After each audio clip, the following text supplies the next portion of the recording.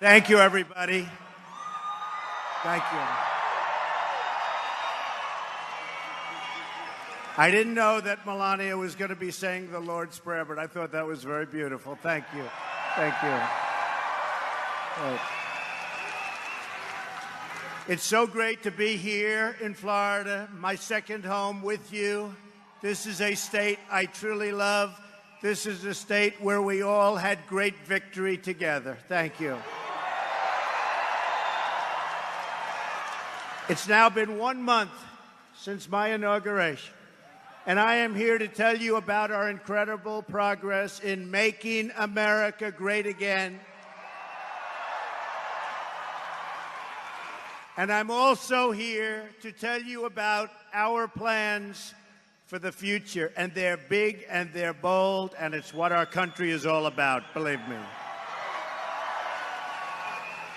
I'm here because I want to be among my friends and among the people. This was a great movement, a movement like has never been seen before in our country or probably anywhere else. This was a truly great movement, and I want to be here with you, and I will always be with you. I promise you that. I want to be in a room filled with hardworking American patriots who love their country, who salute their flag, and who pray for a better future.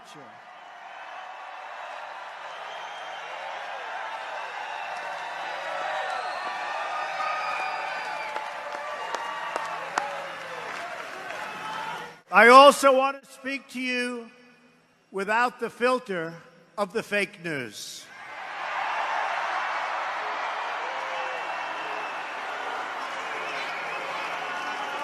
The dishonest media, which has published one false story after another, with no sources, even though they pretend they have them, they make them up in many cases.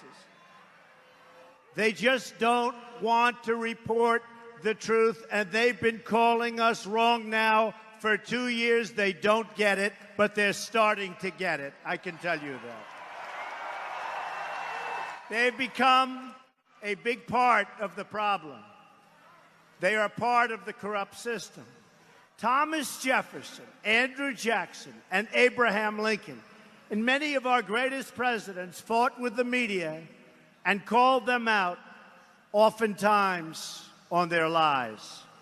When the media lies to people, I will never, ever let them get away with it. I will do whatever I can that they don't get away with it.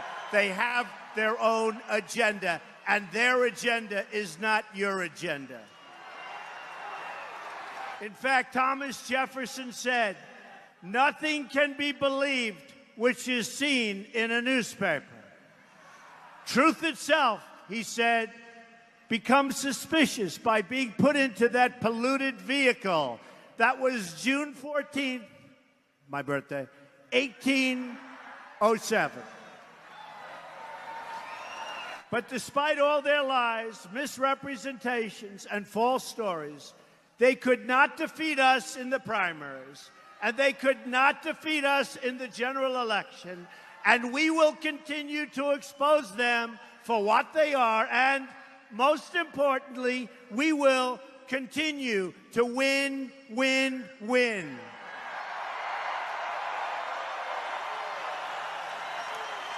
We are not going to let the fake news tell us what to do, how to live, or what to believe. We are free and independent people, and we will make our own choices. We are here today to speak the truth, the whole truth, and nothing but the truth.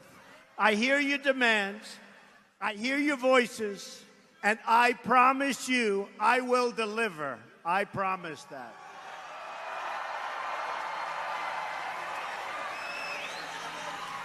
And by the way, you've seen what we've accomplished in a very short period of time. The White House is running so smoothly, so smoothly. And believe me, I and we inherited one big mess. That I can tell you. But I know that you want safe neighborhoods where the streets belong to families and communities, not gang members and drug dealers who are right now, as I speak, being thrown out of the country, and they will not be let back in. We will have strong borders again.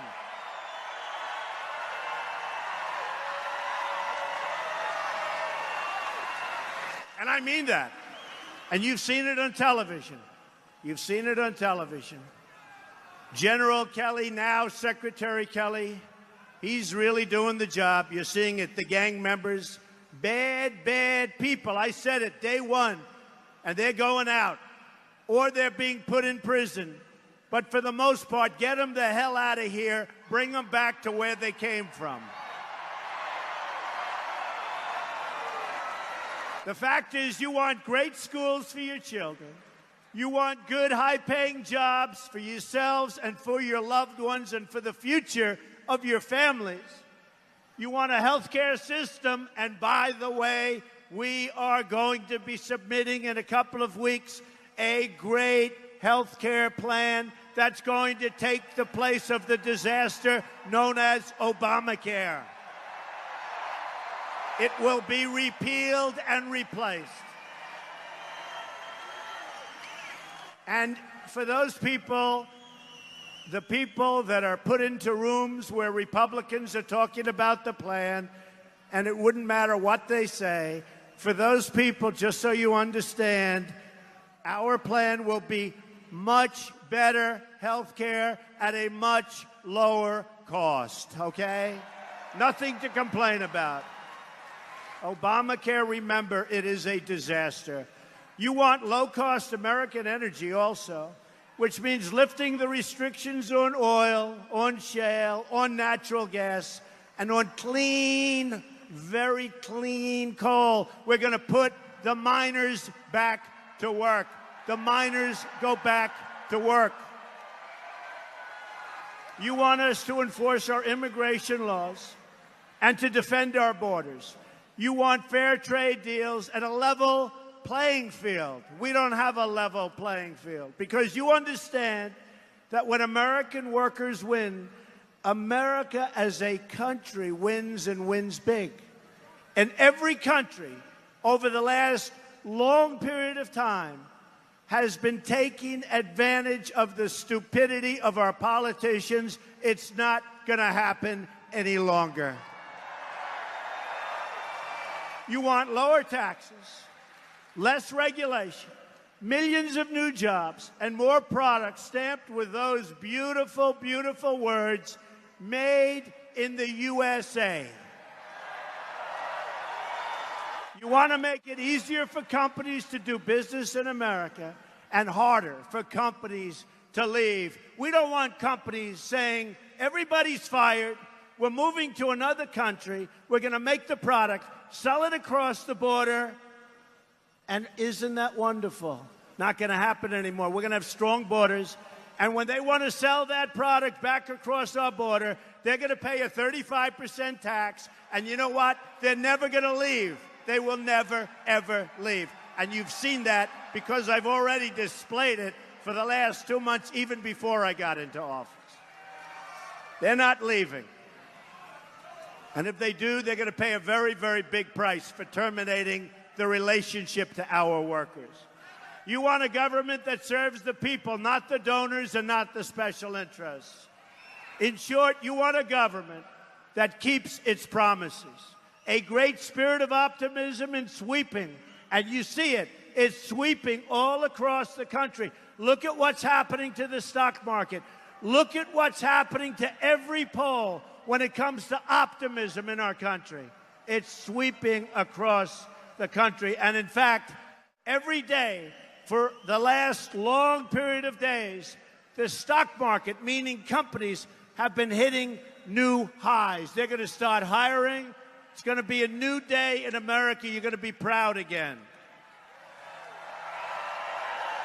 Jobs are already starting to pour back in. They're coming back in like you haven't seen in a long time. Ford, General Motors, Fiat Chrysler are bringing in and bringing back thousands of jobs, investing billions of dollars because of the new business climate that we are creating in our country.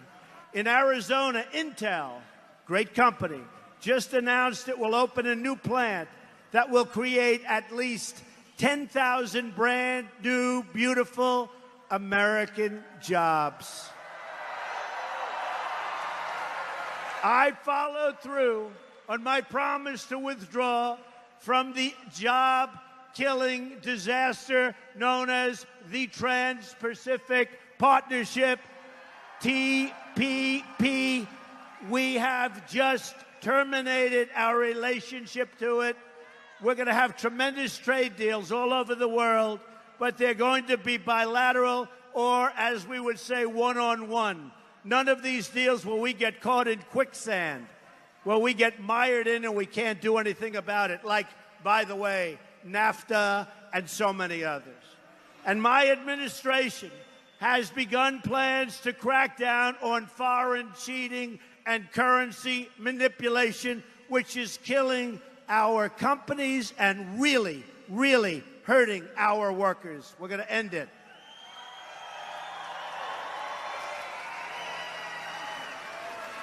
Within a few days of taking the oath of office, I've taken steps to begin the construction of the Keystone and the Dakota Access Pipelines.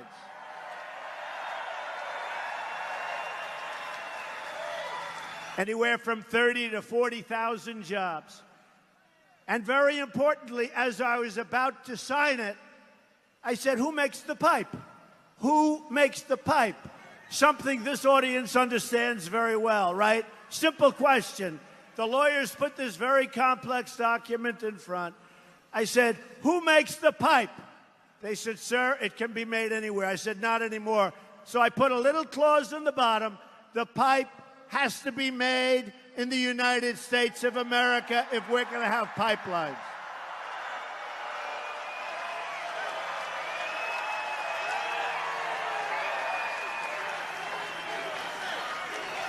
We believe in two simple rules, and I can tell you everybody in this is a massive hangar. This is for the big planes. And by the way, do you think that one media group back there, that one network, will show this crowd? Not one. Not one.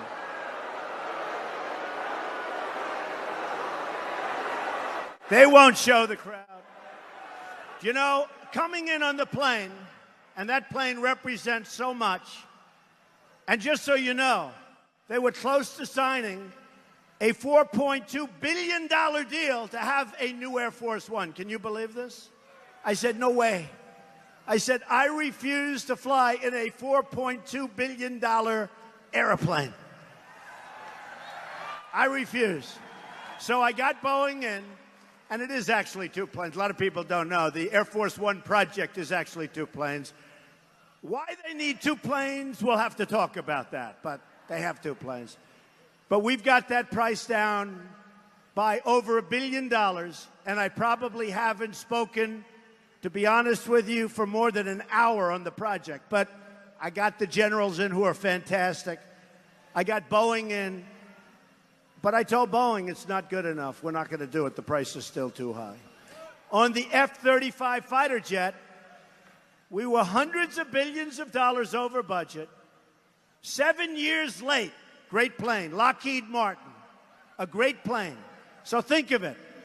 They're 7 years late. They're hundreds of billions of dollars over budget.